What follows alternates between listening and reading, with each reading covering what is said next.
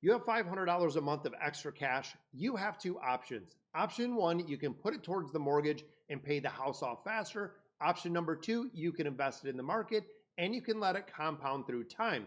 This is honestly one of the most common financial questions that I get, and the answer in 2026 has completely changed in comparison to just a few years ago because mortgage interest rates are much higher. Now today, I want to run the math side by side, give you the honest answer based on your specific rate and the framework that I used for me to make this decision as well. So let's go ahead and get into it. Now, this is so controversial because when we look at 2026 versus 2021, back then mortgage rates were historically low, 2%, 2.5%, possibly even a 3% mortgage. And at a 3% mortgage, if you're able to deduct that mortgage interest, you're looking at about a 2.5% real rate. Now, the S&P 500 returns about 10%, which means you have a 7.5% annual spread, which is kind of crazy when you start looking at investing. The math was not even close. Anyone that is sitting at a sub 3% mortgage who is paying it off aggressively is leaving a significant amount of wealth on the table. For me personally, I have a 30-year mortgage, which is a VA mortgage at a 2.25%, which is incredible. And the reason and the logic behind why I'm putting all of my money into investment accounts versus paying off that mortgage. Now, if the average 30-year mortgage like it is today is sitting at 6.36% per the Federal Reserve, this changes everything. At almost a 6.5% rate, paying down your mortgage is guaranteeing you're going to get that 6.36% on every single dollar you're putting in. Now, the S&P 500, again, on average is around 10%. So you have a very small 3.5% spread in there. And unlike a mortgage, which is guaranteed, the stock market is not guaranteed by any means. We could have a year like 2022 where it's down 20+%. And of course, then the question becomes, is that 3.6% gap really worth the risk? And honestly, this is going to be something that is very dependent and very specific when it comes to you and your situation. So let me run the actual numbers in this scenario. $350,000 mortgage over a 30-year term at a 6% interest rate, which of course is very near spot on where we're seeing the current interest rates. If you have that extra $500, what does it look like in either direction? So if we're paying off that mortgage, you're going to shave 11 years off the term. You're going to save $172,000 in interest, which is just crazy stupid on a $350,000 mortgage. You are going to be guaranteed a 6% return with zero risk. Now, on the investing side, if we're putting that $500 there, you're going to get $289,000 after 20 years using an adjusted 8% return over there, $117,000 more than paying off the mortgage, looking at that potential 10% return, but there is also a big market risk. So on paper, paying off the house versus investing, paper wins $117,000, and that is the headline number. But here's the honest context. The $172,000 in mortgage interest you're saving is 100% guaranteed, regardless of the market being up, regardless of the market being down. That, of course, the $289,000 from investing is also assuming over that same time frame that the market yields that 10% average return. In 2008, we've seen the S&P drop 37%, and of course, some major corrections within the first 5 years, let alone the 20 years that could come, which could be dramatically worse.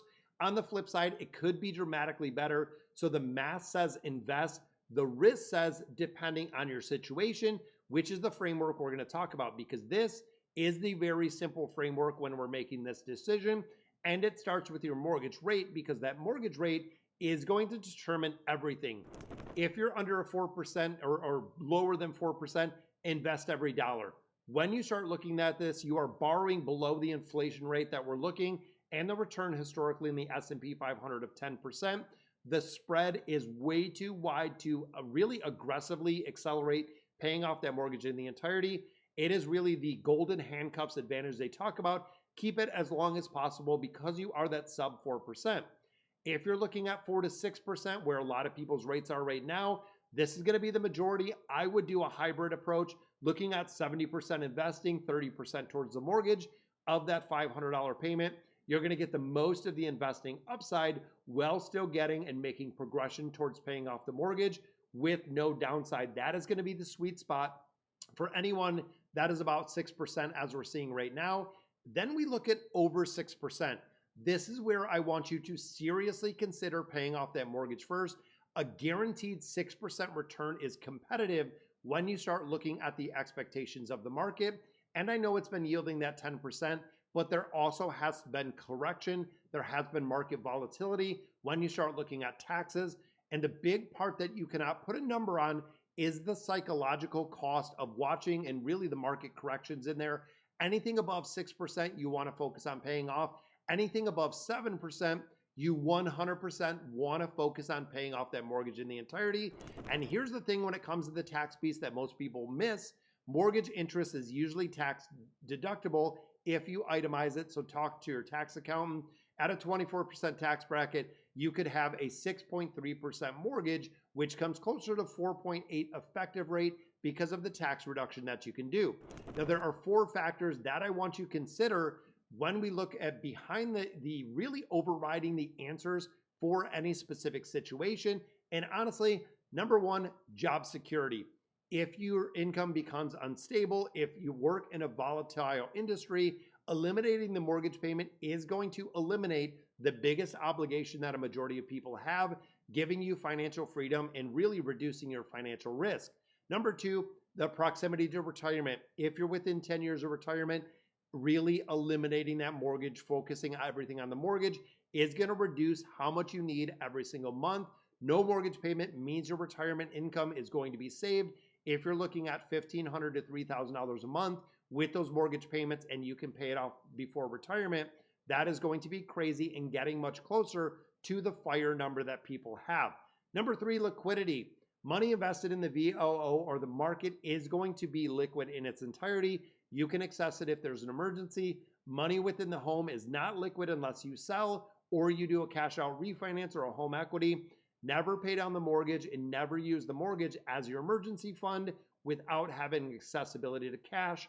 And number 4, like I said, that you cannot put a price tag on, which is psychology. And this is where most financial advisors really acknowledge if carrying a mortgage debt is real stress, real anxiety for you, if it affects your sleep, it affects your decision, the guaranteed certainty of getting that return regardless of rates, pay off the house. It is the best financial decision that you can make without taking and without feeling any of that emotional damage. So here's where I really land on this, guys. If your rate is under 4%, you need to be investing. The math is overwhelming in your favor. If you're at that 6%, go for a hybrid approach. You could lean heavily into investing while still paying off the mortgage.